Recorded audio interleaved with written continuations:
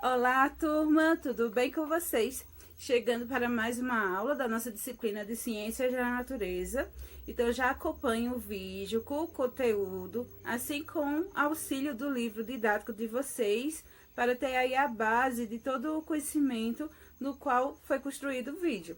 Depois, vocês têm atividades sobre o conteúdo em seguida. Então, não deixem aí de fazer a atividade proposta. Em caso de dúvidas, eu estou disponível para esclarecer. Então vamos ou bora para a aula de ciências? Olá, turma, tudo bem com vocês? Chegando para mais uma aula da nossa disciplina de Ciências da Natureza, dando continuidade ao capítulo que a gente começou já há 2 semanas. Hoje a gente vai estar falando sobre a organização dos seres vivos, desde a célula a biomas. Isso vai encaixar também outros elementos que a gente vai estar vendo na aula de hoje, tá certo? Então, a gente primeiro vai começar a aula falando sobre as células, né? As células, que é a unidade básica da vida. A gente tem as células que são classificadas em células procariotas e células eucariotas. E a célula procariota, né, é uma célula que está presente nas bactérias, que é um ser microscópico. É uma célula simples, que a principal característica é que o material genético ele vai ficar solto no interior dessa célula, disperso ali no citoplasma. Outros seres vivos, como animais, plantas, fungos e vários micro-organismos, têm a célula do tipo eucariótica, que são mais complexas e geralmente são maiores do que a célula procariota. Na célula eucariota, o material genético ele vai ficar no interior de um núcleo, que é delimitado por uma membrana, uma película que vai estar separando esse núcleo do citoplasma, diferente do que a gente percebe com a célula procariótica. A célula procariótica ela não tem essa membrana e o núcleo vai ficar aí solto, né? Ali no citoplasma. Já ia dizendo núcleo, mas é citoplasma. Então, o citoplasma é onde vai estar algumas estruturas especializadas, que são organelas, que podem ter estruturas membranosas ou não. E os organismos como as bactérias, protozoários e alguns tipos de fungo, como as leveduras do fermento, são organismos de apenas uma célula, é do tipo procariota ou eucariota. Ou seja, são seres unicelulares, formados apenas por uma célula.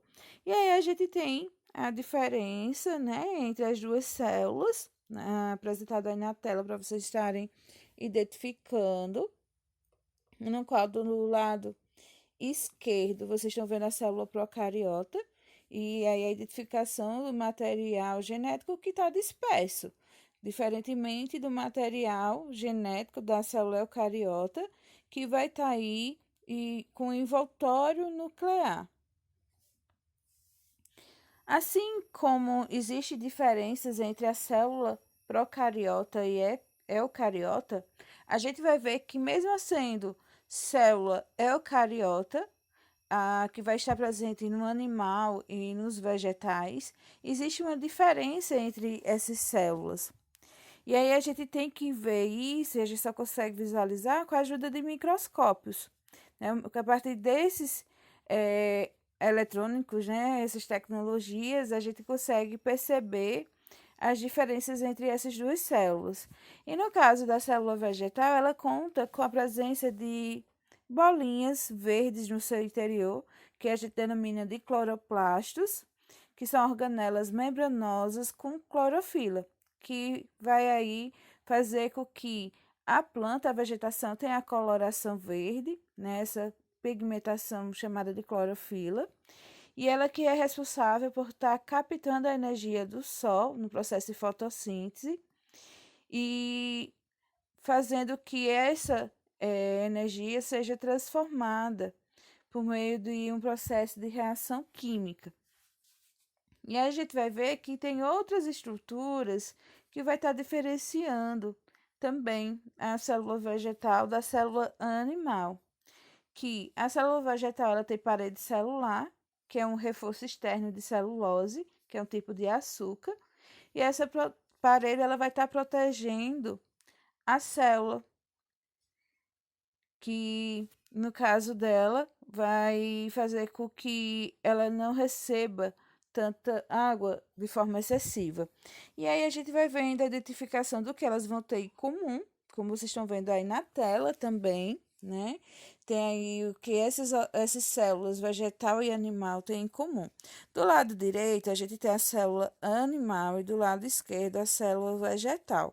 Como vocês podem estar vendo aí, a presença do cloroplasto é uma identificação para a célula vegetal.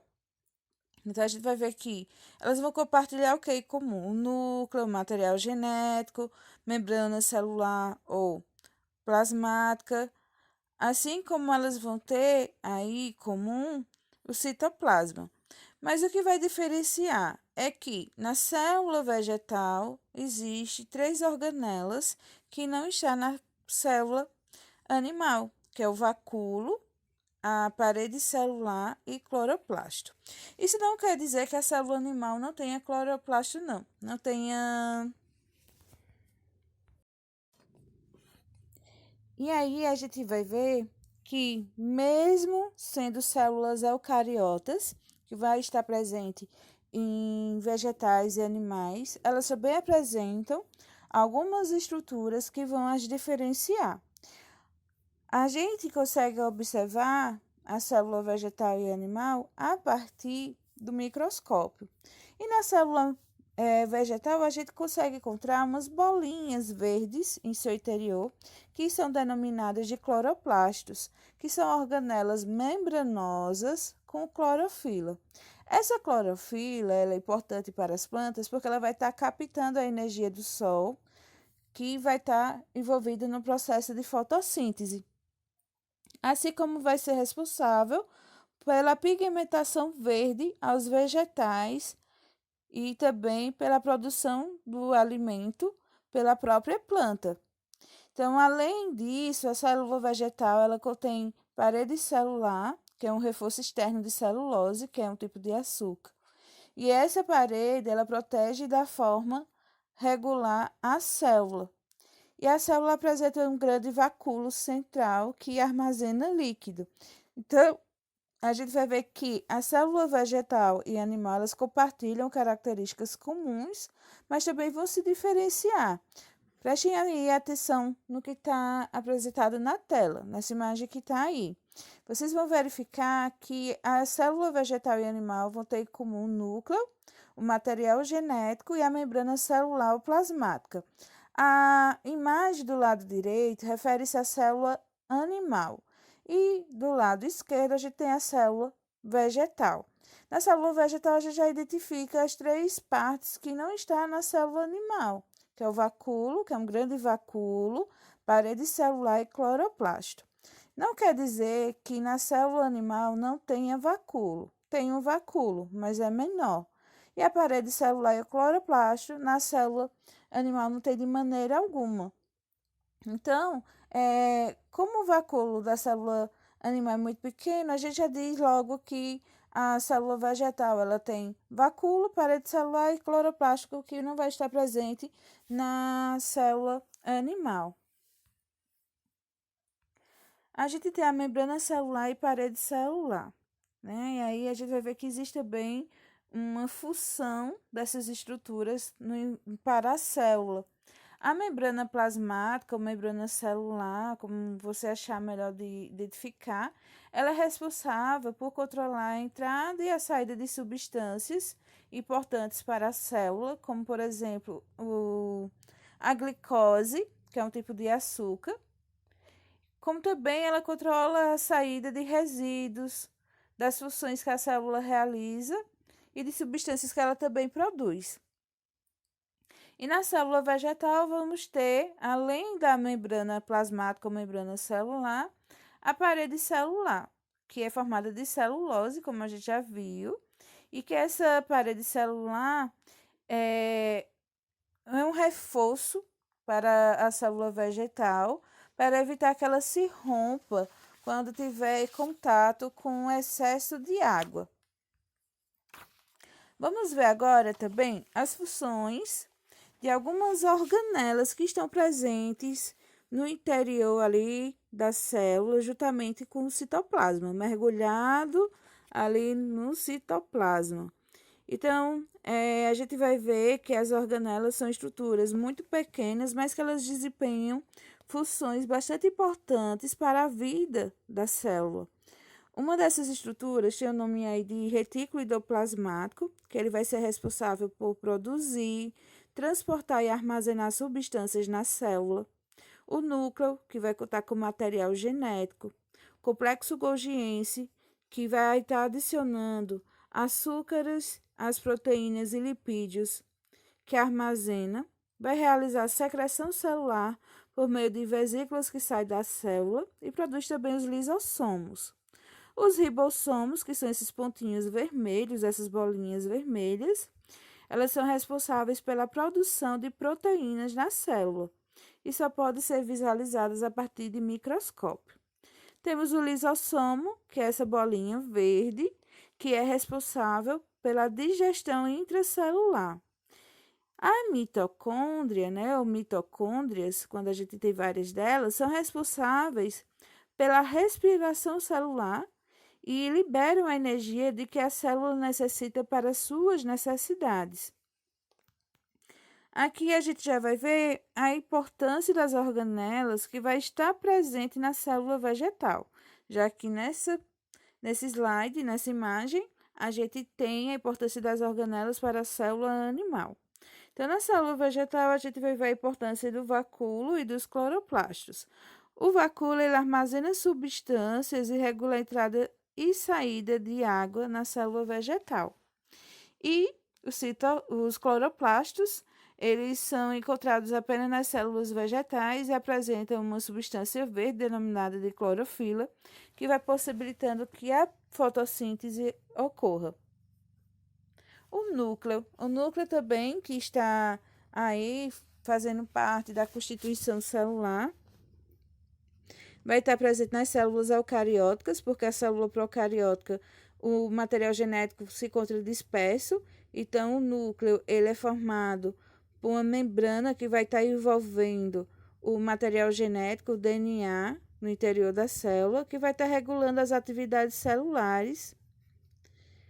Vai ser sede de informações que comanda a célula, assim como determinar ou influenciar em várias características do ser vivo. Ele é separado do citoplasma por conta do envoltório nuclear, que também tem o nome de carioteca. E as células, elas passam por um processo de divisão, ou seja, uma célula, ela vai originar outras células a partir da divisão. E essa divisão celular, ela é comandada pelo material genético da célula. E existe duas divisões celulares, a mitose e a meiose.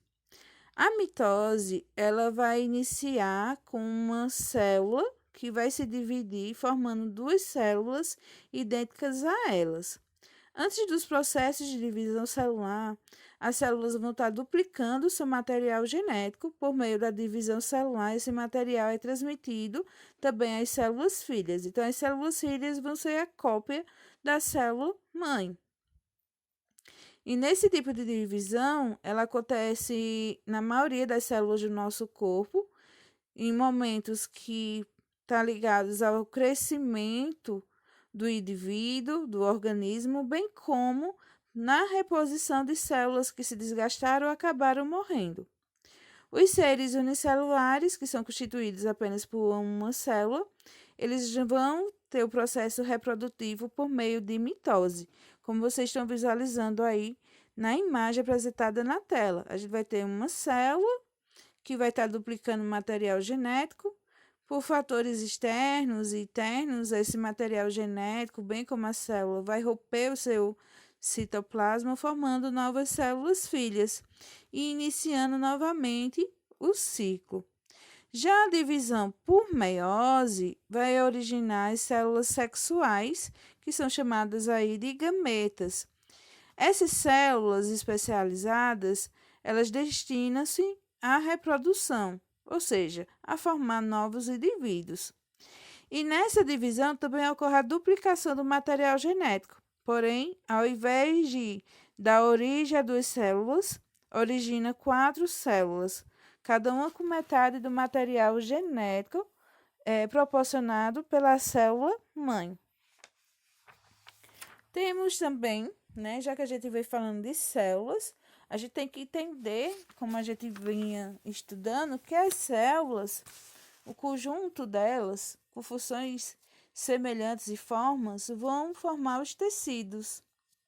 E essas células, elas estão organizadas em grupos, trabalhando de maneira integrada, desempenhando determinada função no nosso organismo. E esses grupos de células, né, esse grupo constituído por essas células com mesma função, mesma forma, vai formar os tecidos. E os tecidos do corpo humano, eles podem ser classificados em 4 principais. O primeiro deles é o tecido epitelial, que é responsável pelo revestimento interno e externo do organismo.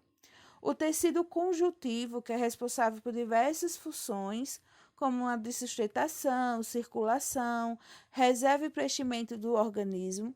O tecido muscular, que é responsável pela mobilidade dos órgãos e estruturas do organismo. E o tecido nervoso, que é responsável pelo controle e regulação das atividades que ocorrem no organismo.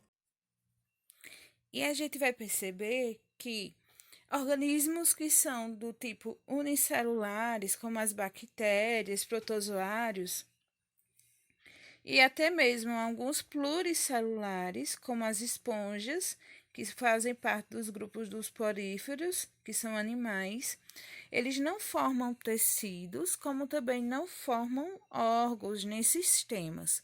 Então, a gente vai ver aí que são seres vivos simples, formados também aí por células, mas que um organismo unicelular, né, um ser vivo unicelular, o seu organismo em si é a própria célula. No caso do porífero, das esponjas, não apresentam tecidos que a gente pode dizer verdadeiros por conta da simplicidade que é esse ser vivo. E aí a gente vai para outros seres vivos que tem aí como exemplo do caranguejo, que apresentam aí, faz parte do grupo dos animais e que vai ter aí várias camadas de tecidos, que é formado pelo conjunto de células. A gente vai ter a epiderme, a derme, que são partes das camadas da pele. Assim como também os vegetais, né? Os vegetais, eles apresentam também tecidos, alguns mais simples e outros mais complexos. Como vocês podem estar vendo aí na representação, a gente tem o musgo, que faz parte do grupo das plantas briófitas e hepáticas, e temos o outro exemplo como o tomateiro, que apresenta várias estruturas aí, formando o tecido que o forma. Então, a gente vai ver que existe uma diferença também nesses seres vivos, de acordo com a formação, a constituição celular. Ecossistemas, comunidades e biomas. O que são? Como a gente já viu, a gente vai ter as células, essas células se unem, formam os tecidos se unem, vão formar ali os órgãos formam sistemas e temos o organismo. E a gente chama de ecossistema o conjunto que é formado por seres vivos, como também por fatores que não têm vida, que está no ambiente, mas que esses fatores são importantes para a vida dos seres vivos, como a luz, a água, o ar, o solo, entre outros que estão relacionados entre si. O ecossistema ele pode ser aquático, como também terrestre.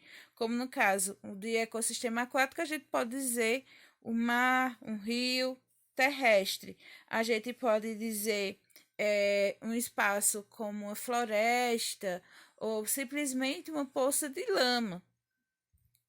E também temos ecossistemas de transição, que a gente pode citar aí como exemplos manguezais, porque ele abriga partes terrestres como também aquáticas. E também tem o deságua, né, nesse espaço, águas doce e salgada. E existem ecossistemas dentro de outros ecossistemas, como por exemplo uma lagoa que pode estar situada em um bosque, uma planta que vai estar abrigando pequenos animais, suas larvas e até seres vivos microscópicos. E aí a gente tem como exemplo dos beija-flores, né? O beija-flor sozinho, sem interação com outros seres vivos, sem interação com outros fatores do meio ambiente, é só o organismo, não vai fazer parte aí de um ecossistema, mas a partir do momento que a gente tem um ser vivo que está se relacionando com outro ser vivo, no caso o beija-flor, está se relacionando com a flor, colhendo o seu alimento, como também com os fatores que estão nesse ambiente, como o ar, como a luminosidade, temperatura, a gente vai dizer que aí é um ecossistema, porque tem uma relação entre os seres vivos e os fatores que não têm vida. E a gente vai ver que nenhum ser vivo ele está completamente sozinho na natureza. Se a gente for tomar como exemplo a arara azul, a gente vai ver que a arara azul, a arara sozinha, é tida como um organismo.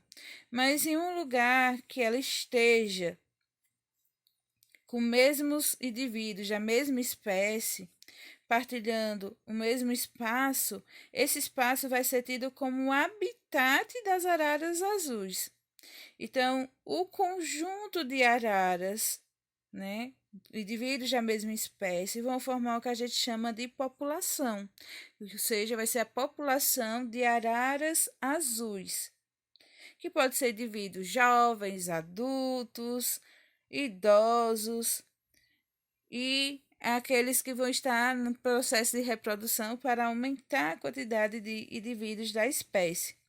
E toda a população de araras azuis, elas vão estar interagindo com organismos também de outras espécies. Como, por exemplo, a gente tem aí as araras azuis em cima de uma planta, uma palmeira de macaúba. Então, a partir do momento que elas estão nessa palmeira para extrair o alimento para elas, elas estão se relacionando com esse ser vivo. E é onde ela vai estar extraindo as sementes para se alimentar. E os tucanos que invadem os ninhos das araras, eles vão acabar se alimentando dos filhotes delas. Ou seja, existe aí um conjunto formado por vários seres vivos de espécies diferentes que a gente denomina de comunidade biológica. Então, a arara azul, ela vai estar se relacionando com fatores do ambiente, como também com outras araras. E nessa situação, a gente vai ver que ela vai estar se relacionando com o ar, usando para a sua respiração, a água, assim como a temperatura, umidade e outros fatores que vocês podem imaginar também. O solo, que não tem vida, mas é importante para a sobrevivência deles. Então, é um exemplo de ecossistema. E a gente vai ver que cada ser vivo ele apresenta suas características. Características essas como modo de reprodução, o que se alimenta, a forma, se ele tem, vamos dizer assim, mais agilidade, mais força, não seria força, mas seria a frase mais correta seria. Ai, gente, agora esqueci a palavra. E a gente vai ver também que as características que refere-se a cada espécie de ser vivo, como o modo como ele se alimenta, se reproduz, que tem algumas determinadas atividades comportamentais que faz parte daquele grupo de seres vivos, a gente chama de nicho ecológico. São as características dele. Habitat é o local que onde a gente vai encontrar um determinado ser vivo, né? Por exemplo, um buzeiro, a gente vai encontrar em qual lugar? Em São Paulo, nos estados do Sul, nos estados do Nordeste, do Norte. Então, no local que a gente encontra é porque o buzeiro faz parte daquele habitat, daquela região. E o nicho ecológico é mais referente às características, ao modo como aquele ser vivo se comporta, que ele se adapta ao ambiente. E o conjunto formado por vários ecossistemas, né, que aí vai ter uma abrangência de espaço também, que conta com as características de biodiversidade, ou seja, de seres vivos, como animais, vegetação, relevo e clima comum, né, em determinada área. A gente vai chamar isso, né, a gente compreende ciências como biomas. E no Brasil a gente tem vários biomas, né? A gente tem a Caatinga, temos o Cerrado, a Mata Atlântica, a Amazônia e vários outros. No todo, 6 biomas. Classificar para melhor conhecer. Por que é importante a gente classificar os seres vivos? Dar nomes a eles. A gente vai ver que se a gente chegasse, por exemplo, nos Estados Unidos e falasse gato, eles iam entender o que é que a gente está falando aqui? Ser vivo, a gente está nos referindo? Possivelmente não. Por quê? Porque nos Estados Unidos a pronúncia para gato é cat, cat. Em francês é chat, em alemão quatzi, em japonês neko, então vai ter uma denominação de nome diferente. Se chega um japonês no Brasil e fala, eu quero comprar um neko, quero ver se eu adoto um neko, a gente vai saber só se ele der as características desse animal. Então, na ciência é visto uma forma comum de classificar os seres vivos que utiliza o que a gente chama de nomenclatura, que é o conjunto de regras, de termos usados pela ciência para classificar os seres vivos. E essa classificação facilita para que não haja uma confusão do entendimento sobre qual animal a gente está falando. Então, é usado uma língua internacional que não sofre modificações, uma língua morta, como no caso do latim. E a gente vai perceber também que existe algumas regras e que a primeira palavra é um substantivo e ela é escrita com a letra inicial maiúscula. A segunda vai ser um adjetivo e a segunda letra é minúscula. E aí a gente vai formar o nome da espécie, ou seja, a primeira palavra que é um substantivo com um adjetivo seguidos vai formar o nome da espécie. Como a gente está vendo aí para o gato, Felis catus é o nome da espécie. Felis vai ser, no caso, o substantivo que identifica o gênero da espécie e catus, o termo específico que é o adjetivo. As interações na busca do alimento. Então, os seres vivos eles estão sempre interagindo, né? Seja com os fatores externos, físicos, no caso, do ambiente, como também com outros seres vivos. E as relações de obtenção de alimento, de energia, é uma delas. É um tipo de relação que vai estar havendo entre os seres vivos. A gente vai ver que, primeiro momento, a gente tem os seres vivos que são capazes de fazer a fotossíntese, que são as plantas, algas e também um grupo de seres vivos que a gente chama de cianobactérias, que vai estar captando a energia solar a partir das folhas, levando a seiva bruta, que é a água e os sais minerais que estão no solo, também para as folhas da planta. E a planta vai estar absorvendo, né? As folhas da planta vai estar absorvendo o gás carbônico. Então, ela vai estar pegando luz solar, gás carbônico, água e sais minerais, levando tudo para a folha também vai estar pegando, né, essa energia solar e gás carbônico, juntando. Quando juntar, vai formar o gás oxigênio e a glicose. O gás oxigênio é eliminado para o ambiente, que é importante para a nossa sobrevivência, e a glicose vai ser importante para a planta para produzir ali o seu alimento. A glicose é o seu alimento, é o produto, o resultado da reação química que houve. E aí, ela é a base, né? Esses seres vivos são a base das cadeias alimentares.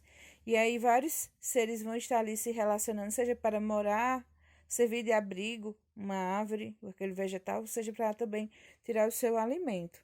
E a gente vai ter os consumidores, que vão estar se relacionando diretamente com os vegetais ou uns com os outros. E aí a gente tem os seres vivos que a gente classifica em heterótrofos, que são seres vivos que não são capazes de produzir o seu próprio alimento. E aí eles se alimentam de outros seres vivos para obter energia. E esses seres vivos a gente classifica em consumidores e decompositores. Os consumidores, dependendo da ordem, da posição que ele ocupa na teia alimentar, como a gente pode perceber aí, a gente analisa que o, o capim, né, é o que vai dar início a esse exemplo de relação, vai ser o produtor, o consumidor primário vai ser a vaca. Essa vaca, ela vai estar servindo de alimento para o carrapato, né? O carrapato vai ser o consumidor aí secundário. E o anu preto vai ser o consumidor terciário, porque ele ocupa aí a quarta posição, mas ele é o consumidor terciário, que vai estar se alimentando do carrapato que vai estar presente nas vacas. E a gente tem os decompositores, que é formado por um grupo de seres vivos microscopicamente, que são os fungos e bactérias, que estão presentes em vários espaços, e eles são capazes de fazer a limpeza do ambiente, porque eles degradam a matéria orgânica, cadáveres, resíduos, como restos de corpos de seres vivos, fezes, urina e etc. E nessa decomposição vai ser liberado os componentes que estavam naquele ser vivo, que pode ser água, gás carbônico, sais minerais, que vão ser utilizados novamente pelos produtores a partir do momento da absorção desses nutrientes, ocupando diferentes papéis as teias alimentares. Nem sempre a gente vai ver que obrigatoriamente o ser vivo vai se alimentar daquele que a gente imagina, né? Eles vão ter vários tipos de relações. A gente vai ver, por exemplo, nas setas de cores azul escuro, que o milho é o produtor, vai servir de alimento para o rato, o consumidor, que vai ser o consumidor primário, o consumidor secundário, aí vai ser a cobra, e o terciário vai ser a coruja. Vamos ter aí nessa teia alimentar também o capim, que vai servir de alimento para o preá, e o preá vai servir de alimento para a coruja. Então, vai ser a cadeia alimentar, ela é a base para a formação de teias, né? As teias é formada por conjunto de cadeias alimentares. E aí a gente vai vendo as lógicas de relações que vai apresentando entre esses seres vivos de acordo com o que eles se alimentam. Bom, gente, essa foi a nossa aula. Eu espero que vocês tenham compreendido o conteúdo, gostado. Em caso de dúvidas, eu estou disponível para esclarecer. Então, fiquem com Deus e se cuidem.